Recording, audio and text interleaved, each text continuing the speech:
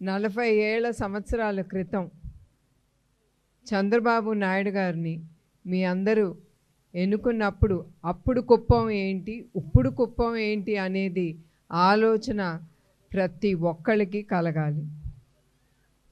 మీరేమంటారు? అప్పుడు ఎట్లా ఉంది, ఇప్పుడు ఎట్లా ఉంది? అభివృద్ధి జరిగిందా లేదా, జరుగుతుందా లేదా? అది మీరు గుర్తుంచుకోవాలి. ఇప్పుడే మునిరత్నం గారు అన్నట్టు ఎలక్షన్ అప్పుడు మీరు ఏ నాయకుడు మన రాష్ట్రం మన కుప్పం అభివృద్ధి చెందుతుందో అది ఆలోచించి ప్రతి ఒక్కడు ముందుకెళ్ళి ఓటేయాలి.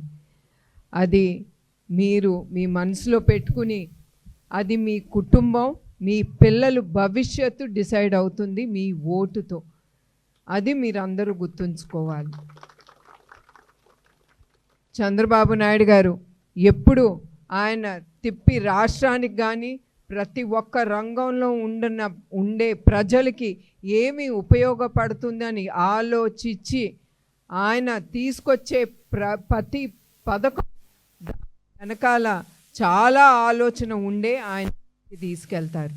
చివరికి ఆయన ఆలోచించేది ప్రజలకి ఏమి లబ్ధి పొందుతారు అనే ఆలోచన తప్ప దానివల్ల ఆయన కుటుంబం గురించి ఎప్పుడు ఆయన ఆలోచించరు. ఆయన ఎప్పుడు ఉమ్మడి రాష్ట్రంగా ఉన్నప్పుడు మన ఆంధ్రప్రదేశ్ విభజన అయిన తర్వాత కూడా మన ఆంధ్రప్రదేశ్ ప్రజల గురించే ఆయన ఆలోచన. ఉమ్మడి రాష్ట్రంలో ఉన్నప్పుడు విజన్ 2020 అని ఆయన తీసుకొచ్చి అట్లా ఆయన ఐటీ రంగాన్ని ప్రవేశించారు.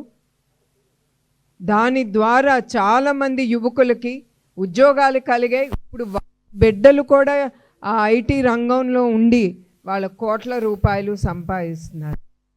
అట్లానే ఇప్పుడు విభజన అయిన తర్వాత ఆ ఆలోచనతోనే ఆ స్పీడ్తోనే నేను తగ్గలేదు. ఆయన ఇప్పుడు కూడా ఏమి చెయ్యాలి, మన ప్రజలకి ఏమి చేస్తే నా రాష్ట్రానికి నా ప్రజలకి ఏమి ఇస్తున్నాను అనే ఆలోచనతోనే ఆయన ముందుకి ప్రతి ఒక్కటి ఇచ్చి ఆయన ముందుకి తీసుకెళ్తున్నారు.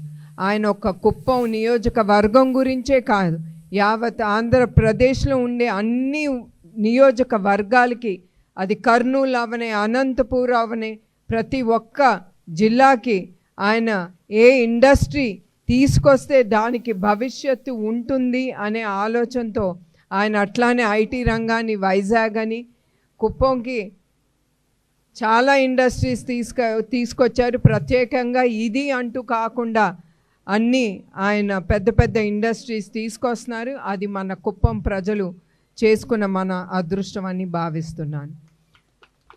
అట్లానే అనంతపూరు ఆటోమొబైల్ ఇండస్ట్రీగా అట్లా ప్రతి ఒక్క నియోజకవర్గం ముందల యునైటెడ్ ఆంధ్రప్రదేశ్గా ఉన్నప్పుడు ఎప్పుడు ఆయన హైదరాబాద్ గురించే ఆలోచించి అప్పుడు ఒట్టి హైదరాబాద్ ఒక్కటే ముందుకెళ్ళింది. అది ఆయన నేర్చుకుంది. అది ఆయన చేయట్లేదు. చేయకుండా ప్రతి ఒక్క నియోజకవర్గం అభివృద్ధి చెంది అక్కడ ఉండే ప్రజలు వాళ్ళు లబ్ధి పొందాలి, వాళ్ళ భూములు రేట్లు కానీ వాళ్ళ భవిష్యత్తు బాగుపడాలని ఆలోచించి ఆయన ముందుకి వెళ్ళారు. అట్లానే ఆయన ఎలక్షన్ అప్పుడు సూపర్ 6 అనేది ఆయన డిక్లేర్ చేశారు. ఎలక్షన్ అయిన తర్వాత సీఎంగా అయిన తర్వాత ఉమ్మడి ప్రభుత్వం వచ్చిన తర్వాత ఆ సూపర్ 6 పథకాలు అనేది తీసుకొస్తానని ఆయన హామీ ఇచ్చారు. ఆయన హామీ మీకు అందరికి అందుతున్నాయా లేవా? అవి చెప్పండి.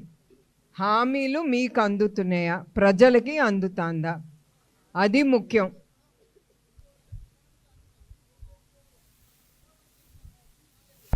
నీళ్ళు వస్తాయమ్మా. మీరు ఒక్క నీటి గురించి ఆలోచించటం కాదు, ఇంకా పెద్ద ఆలోచించాలి మనం. అర్థమైందమ్మా? అట్లానే ఎన్టీఆర్ భరోసా ద్వారా 39,846 మందికి 422 కోట్ల రూపాయలు ఖర్చు చేస్తుంది మన ప్రభుత్వం. అట్లానే దీపం పథకం కింద 1433 గ్యాస్ కనెక్షన్లు మంజూరు చేశారు. తల్లికి వందనం ద్వారా 32,973 మందికి విద్యార్థులు 42.10 కోట్ల రూపాయలు లబ్ధి పొందుతున్నారు.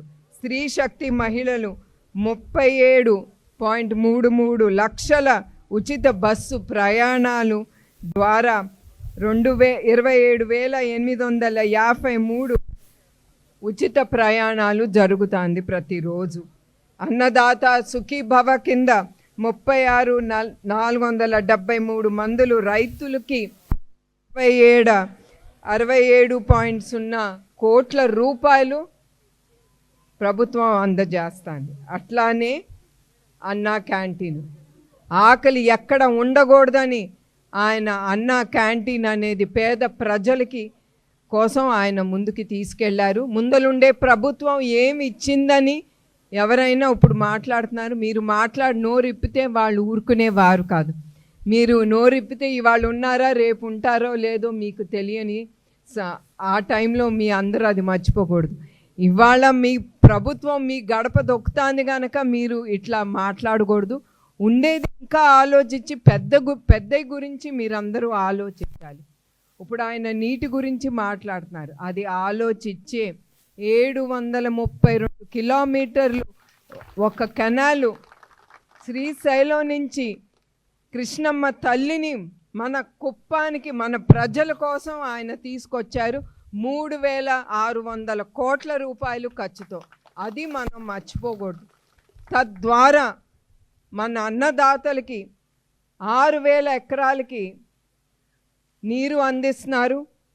అట్లానే 4 లక్షల మందికి మంచి నీటి సరఫరా ఇస్తున్నారు.